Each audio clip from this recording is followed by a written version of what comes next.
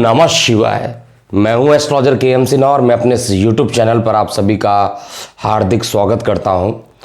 नवंबर महीना कैसा बीतेगा सिंह लगन वाले जातकों का, आइए हम इस वीडियो में समझते हैं। तो नवंबर मंथ आपको पता है कि ये पूरे फेस्टिवल का महीना है। अगर देखा जाए तो स्टार्टिंग करवा चौथ से होगा और इसके बाद दिवाली पड़ेगी, भाई दूज पड़ेगा और गोवर्धन पूजा रहेगा, हनुमान जयंती पड़ेगी और साथ में सूर्य षष्ठी का जो व्रत होता है यानी छठ मैया का जो व्रत होता है। ये सारी चीज़ें एक के बाद एक कहा जाए तो फेस्टिवल का पूरा त्यौहार रहेगा नवंबर महीने में।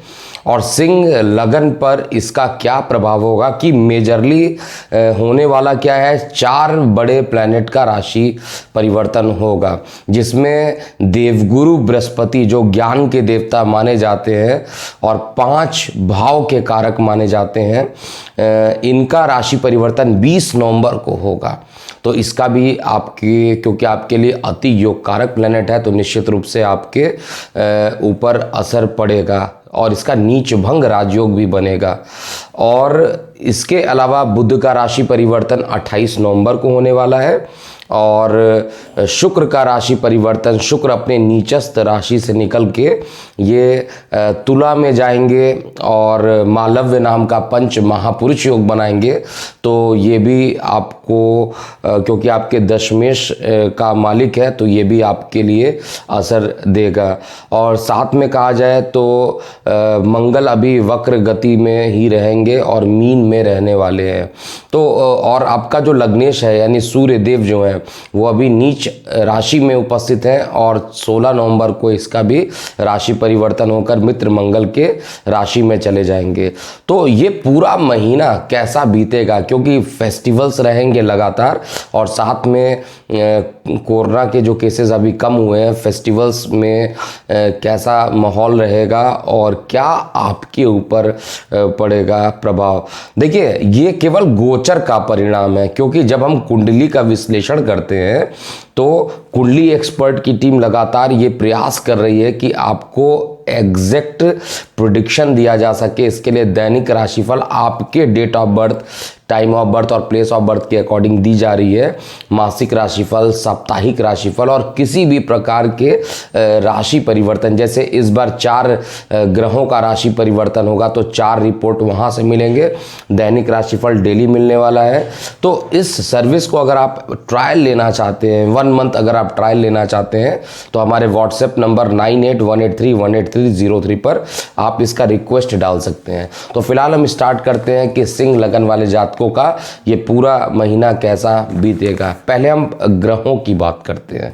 जितने भी ग्रह हैं, चंद्रमा को इसमें इंक्लूड नहीं कर रहे हैं, क्योंकि चंद्रमा जो है हर दिन नक्षत्र परिवर्तन करता है। बाकी सभी 8 ग्रहों के बारे में हम पहले जानेंगे और फिर आपके जो 12 भाव है उस पर क्या प्रभाव पड़ेगा इसको हम समझेंगे। देखें, आपकी कुंडली का लग्नेश यानी आपके लगन का जो स्वामी है वो सूर्य देव है और गोचर में 16 नवंबर से पहले पहले ये अपने नीच राशि में उपस्थित है और आपके लगन से 3य भाव में उपस्थित है और बुध के साथ इसकी उपस्थिति है। तो लग्नेश का बुध के साथ उपस्थित होना तो अच्छा है, लेकिन नीच होना अच्छा नहीं है। और किसी भी प्रकार से देखा जाए तो यहाँ पर इसका नीच भंग नहीं हो रहा है, इसलिए यहाँ पर सूर्य ने आपको काफ़ी कष्ट भी दिया होगा। कई लोगों को श्वास की प्रॉब्लम भी बढ़ाई होगी, क्योंकि श्वसन तंत्र के लिए भी जाना जाता है।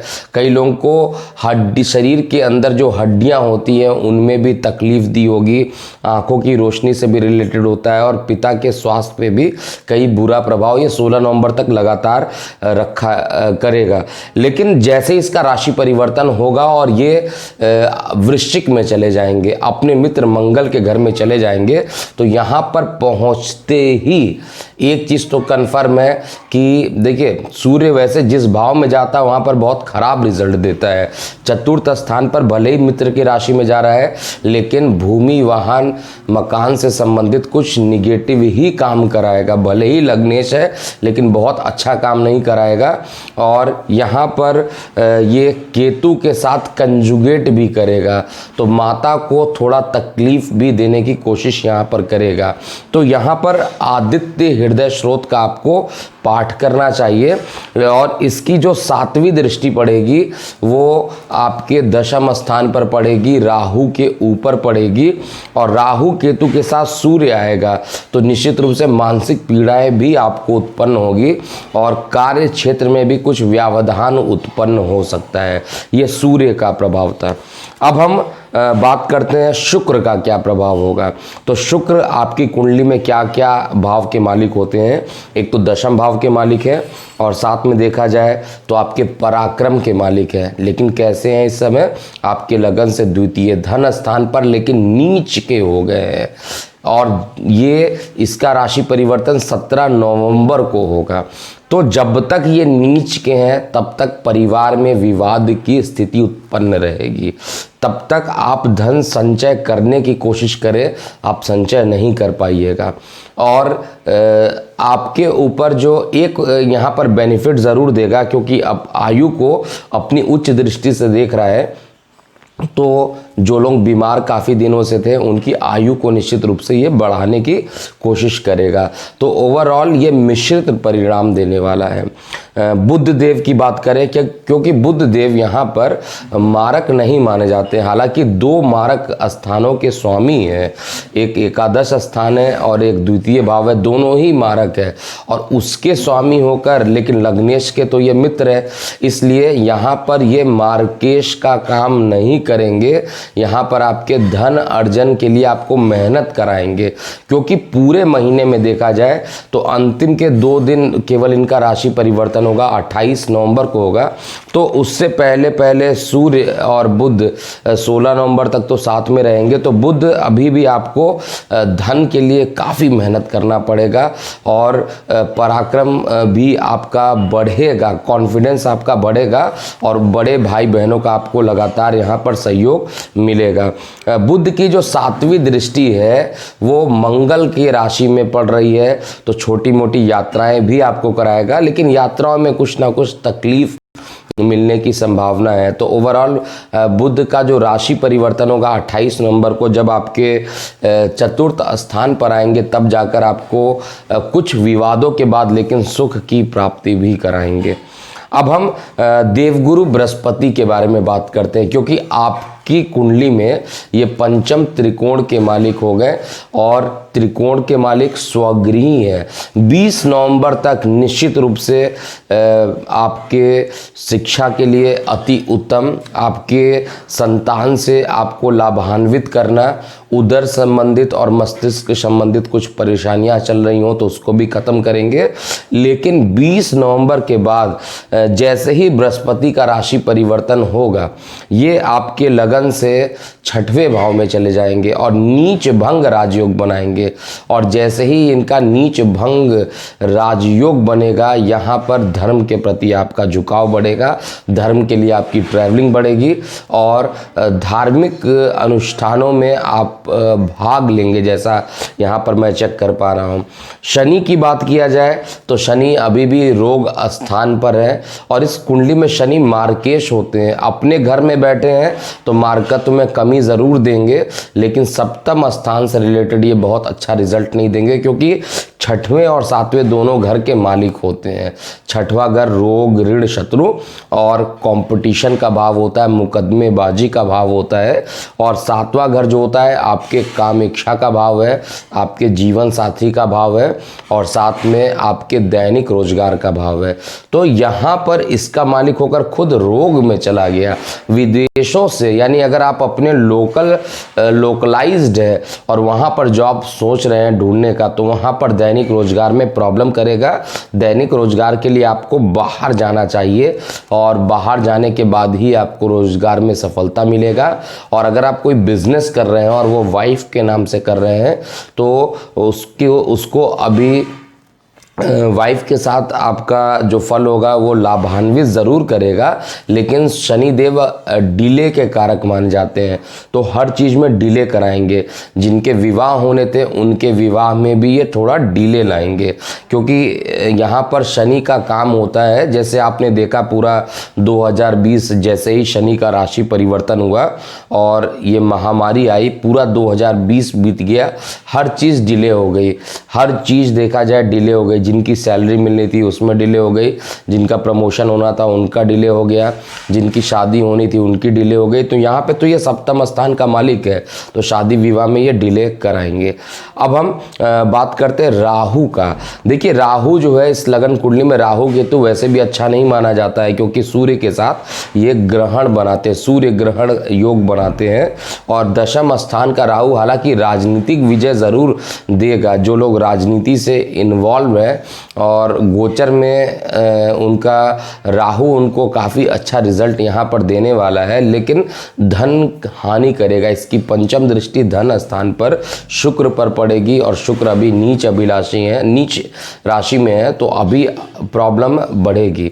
और इसके बाद राहु की जो 9वीं दृष्टि है शनि के साथ युति कर रही है। देखिए जब भी शनि और राहु युति कर लेते हैं तो इसका प्रभाव काफ़ी लंबे टाइम तक होता है, क्योंकि इसकी युति रोग स्थान पर हो रही है। तो ये मत समझिएगा रोग बहुत ज़्यादा बढ़ेगा, क्योंकि पापी प्लैनेट जब रोग स्थान को देखते हैं या रोग स्थान पर रहते हैं तो उसको कम कर देते हैं। तो राहु का रोग स्थान पर देखना अच्छा है, शनि का रोग स्थान पर बैठना अच्छा है, लेकिन या और मुकदमेबाजी में भी अगर आपको कोई मुकदमे आपके चल रहे हैं तो उसमें भी अकस्मात ये विजय भी दिलाने वाला है। तो राहु गलत जगह पर ज़रूर, राहु आपके लग्नेश का शत्रु ज़रूर है, लेकिन जहाँ पर ये बैठा है वहाँ पर आपको लाभान्वित ज़रूर करने वाला है।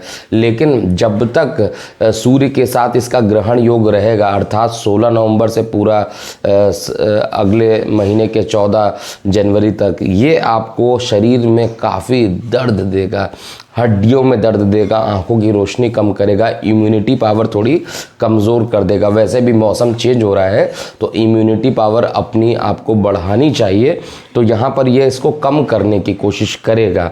और मंगल की बात करते हैं।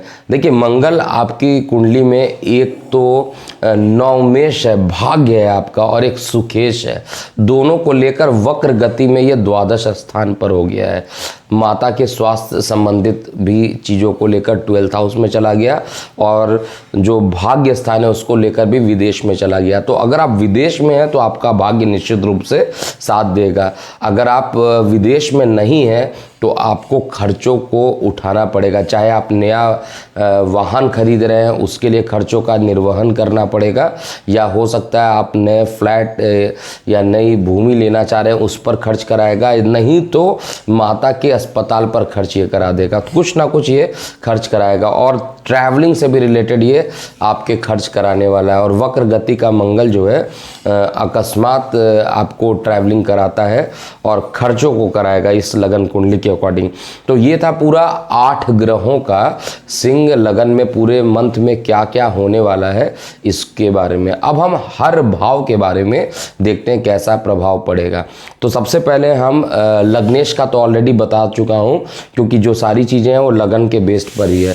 सेकंड हाउस के बारे में बात करते हैं, द्वितीय भाव, जिसको धन का भाव कहते हैं, कुटुंब का भाव कहते हैं, दाया नेत्र देखा जाता है, पारिवारिक सुख को देखा जाता है, काफ़ी चीज़ों को देखा जाता है। तो पॉइंट टू पॉइंट देखा जाए, यहाँ पर अभी इसका जो मालिक है वो बुध देव है, और बुध देव सूर्य के साथ है, पराक्रम में है, तो निश्चित रूप से आपको धन संबंधित अर्जन करने में आपको प्रॉब्लम होगा। लेकिन ये प्रॉब्लम रिजॉल्व हो जाएगा जब बुध का राशि परिवर्तन होगा, लेकिन ये महीना तो पूरा बीत जाएगा। तब तक 28 नवंबर के बाद धन अर्जन में आपको जो पॉसिबिलिटी रहेगी वो बढ़ जाएगी धन अर्जन की।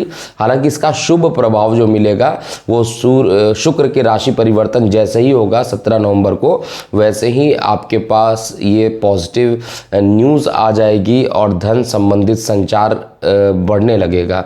और बुध के राशि परिवर्तन करने के बाद और ज़्यादा इसमें वृद्धि होगी। तो द्वितीय स्थान के बारे में ऑलरेडी बता चुका हूँ। तृतीय स्थान पे देखिए सूर्य बैठा हुआ है, हालांकि आलस से भी आपको प्रदान कर रहा होगा। और बुध आदित्य योग, नीच का सूर्य कभी भी अच्छा रिजल्ट नहीं देता है। तो यहाँ पर सूर्य जब तक उपस्थित है, हालांकि क्रूर प्लैनेट है, क्रूर प्लैनेट जो होते हैं त्रिक भाव में अच्छा रिजल्ट दे देते हैं, लेकिन नीच के सूर्य है, इसलिए आपके छोटे भाई बहनों से विवाद करेंगे और श्वास नली में भी कुछ प्रॉब्लम कर सकते हैं। मौसम भी चेंज हो रहा है, इसलिए श्वास संबंधी जिनको दिक्कतें होती हैं उनको अपने स्वास्थ्य का निश्चित रूप से ध्यान देना चाहिए, नहीं तो 17 नवंबर से 16 नवंबर से पहले पहले श्वास की कुछ बीमारियां उत्पन्न करेंगी और आपको इसका ध्यान देना चाहिए। तृतीय भाव में बुध भी विराजमान रहेंगे, 28 नवंबर तक ये विराजमान रहेंगे। तो बुध का यहाँ पर बैठना एक चीज़ और इंडिकेट कर रहा है कि बड़े भाई बहनों से आपके संबंध मधुर होंगे और धन के लिए आपको काफ़ी मेहनत करना पड़ेगा। चतुर्थ भाव के लिए बात करते हैं। चतुर्थ भाव आप जानते हैं सुख भाव कहलाता है, माता का भाव होता है। शुक्र और चंद्रमा यहाँ पे दिशा बली हो जाते हैं, तो चतुर्थ स्थान का कारक भी चंद्रमा होता है। यहाँ पर केतु विराजमान है। सबसे पहले केतु, और केतु बड़ी लंबे टाइम तक लगभग 1.5 साल तक रहते हैं, जहाँ पर भी रहेंगे। अभी राशि परिवर्तन 23 सितंबर को हुआ है और ये पूरा केतु लगभग यहाँ पे रहेंगे।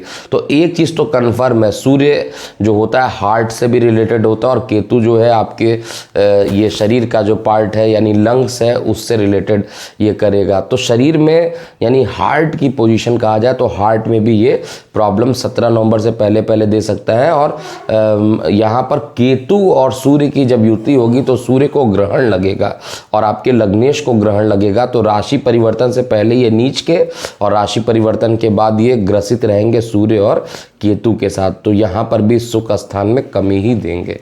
पंचम स्थान आपके लिए अच्छा है। पंचम भाव के लिए देखा जाए तो गुरु निश्चित रूप से आपको पंचम भाव में यानी शिक्षा से संबंधित कुछ पॉजिटिव रिजल्ट देंगे।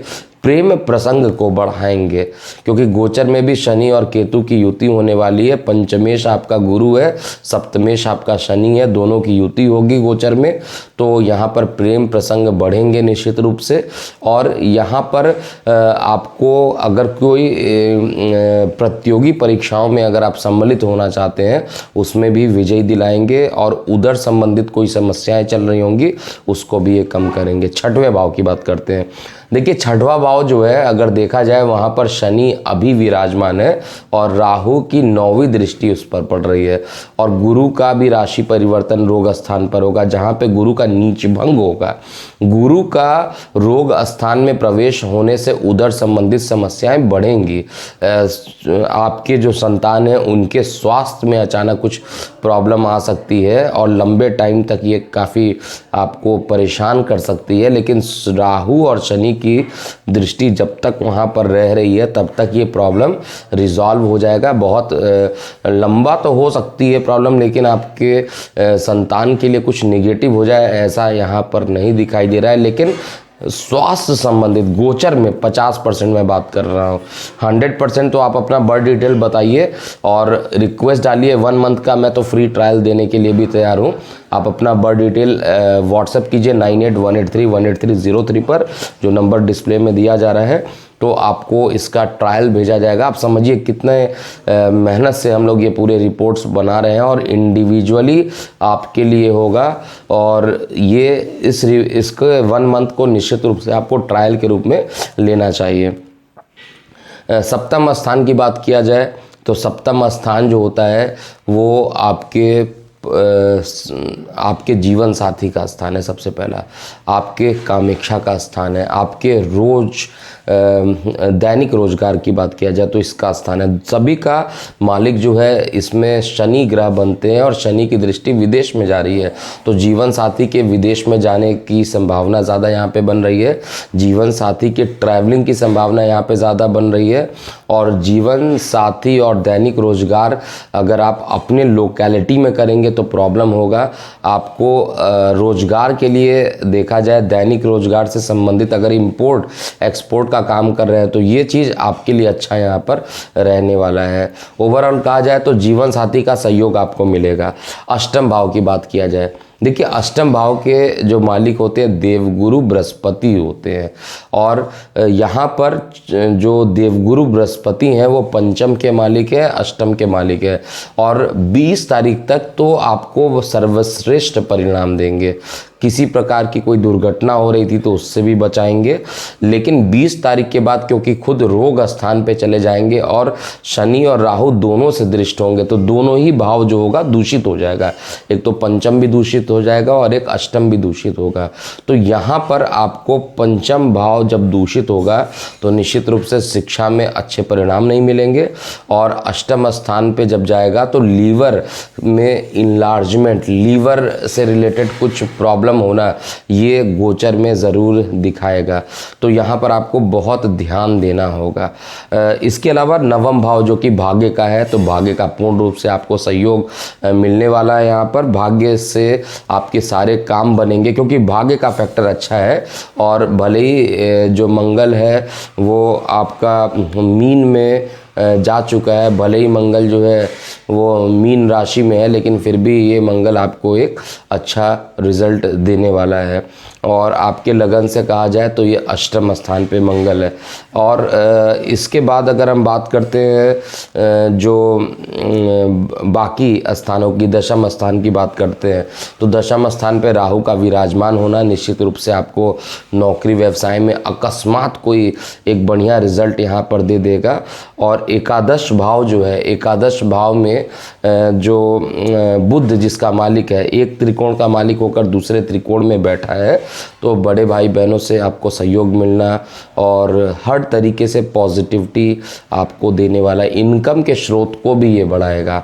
और द्वादश स्थान पे देखा जाए तो द्वादश स्थान पर ऑलरेडी यहाँ पर जो खर्चों की बात किया जा रहा है, तो यहाँ पर मंगल नहीं है, यहाँ पर जो चंद्रमा का स्थान है और चंद्रमा वैरी करते हैं, तो द्वादश स्थान से रिलेटेड देखा जाए तो ये कुछ ना कुछ आपको भ्रमित कर सकते हैं। और कुल मिलाकर कहा जाए तो ये महीना थोड़ा सा टफ होने वाला है। विशेष रूप से जब गुरु का राशि परिवर्तन होगा तब थोड़ा महीना सिंह लगन वाले जातकों के लिए थोड़ा सा कष्टप्रद होगा। तो ये था पूरा राशिफल मंथ जो रहेगा आपका, नवंबर मंथ का पूरा राशिफल है। और मेष से लेकर मीन लगन तक के प्रत्येक लगन का अलग अलग वीडियो पोस्ट किया जा रहा है। तो ये सिंह लगन का वीडियो था। आप अपनी प्रतिक्रियाएं कमेंट बॉक्स में निश्चित रूप से दे सकते हैं। और ये मंथ आपका अच्छा बीते कि देखिए, अंतिम परिणाम मत आप सोचिएगा कि अगर गलत बताया तो वो गलत ही होगा। अंतिम परिणाम डिपेंड करता है, गोचर में 50% तो ये करेगा ही, लेकिन आपकी जन्म कुंडली में भी अगर यही चीज़ें, आप सपोज कीजिए कि आपकी दशा भी खराब चल रही है, उसमें अंतर दशा भी खराब चल रही है, प्रत्यंतर दशा भी खराब चल रही है और गोचर भी खराब चल रहा है, तो ये निश्चित रूप से इंडिकेट कर देगा कि टाइमिंग अच्छी नहीं है। तो इसलिए आपको अपना ट्रायल वर्जन 1 मंथ का एक्टिवेट करा लेना चाहिए। तो अभी के लिए इतना ही। मैं हूँ एस्ट्रोलॉजर KM सिन्हा। ओम नमः शिवाय।